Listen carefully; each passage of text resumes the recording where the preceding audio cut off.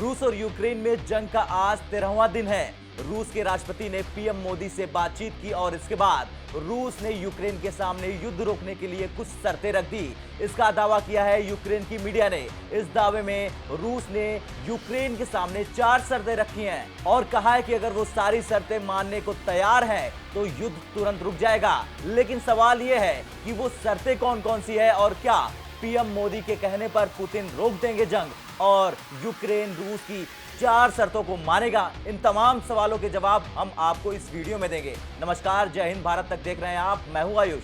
दरअसल रूस के राष्ट्रपति व्लादिमीर पुतिन ने 24 फरवरी को जब यूक्रेन के खिलाफ जंग का ऐलान किया था तो कहा था कि उनका मकसद यूक्रेन पर कब्जा करना नहीं बल्कि डिमिलिटराइज करना है। रूस ने यूक्रेन के सामने ये सैन्य कार्रवाई बंद करने की शर्त रखी है, संविधान में बदलाव हो। इसके बाद जो दूसरी शर्त है वो ये है कि रूस हमेशा से यूक्रेन के किसी और संगठन में शामिल होने की बात पर नाराजगी जताता है। इस युद्ध का कारण भी यही है कि यूक्रेन लगातार नाटो में शामिल होने की कोशिश कर रहा था। रूस चाहता है कि यूक्रेन तटस्थ बने रहने के लिए अपने संविधान में बदलाव करे। संवैधानिक बदलाव से यूक्रेन का नाटो और ईयू जैसे संगठन में शामिल होना मुश्किल हो जाएगा। क्रीमिया को मान्यता दे।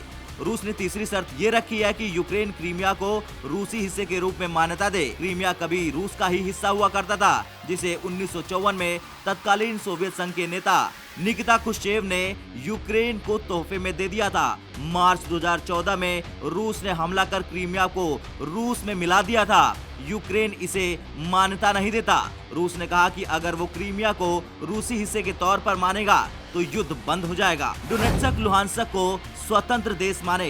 2014 में पूर्वी यूक्रेन में डोनबास प्रांत के डोनेट्स्क और लुहांस्क के अलगवादियों ने खुद को अलग स्वतंत्र देश घोषित कर दिया था। यूक्रेन के साथ जंग शुरू होने से कुछ दिन पहले ही रूस ने इन दोनों क्षेत्रों को अलग स्वतंत्र देश के तौर पर मान्यता दी थी, जिसका यूक्रेन ने विरोध किया था। यूक्रेन के 400 से ज्यादा आम लोग मारे गए। रूस और यूक्रेन के बीच 24 फरवरी से जंग चल रही है। संयुक्त राष्ट्र के मुताबिक अब तक 17 लाख लोग यूक्रेन छोड़कर जा चुके हैं। अब तक के युद्ध में यूक्रेन के 400 से ज्यादा नागरिक मारे गए। संयुक्त राष्ट्र ने बताया कि जब से युद्ध शुरू हुआ है तब से अब तक 406 यूक्रेनी नागरिकों की मौत हो चुकी है, जबकि 801 लोग घायल हुए हैं। खैर, यूक्रेन के राष्ट्रपति व्लादिमीर के कार्यालय प्रमुख के सलाहकार पेडोलिक ने कहा कि युद्ध विराम और सुरक्षा गारंटी के साथ समझौते के मुख्य राजनीतिक ब्लॉक पर गहन परामर्श जारी है।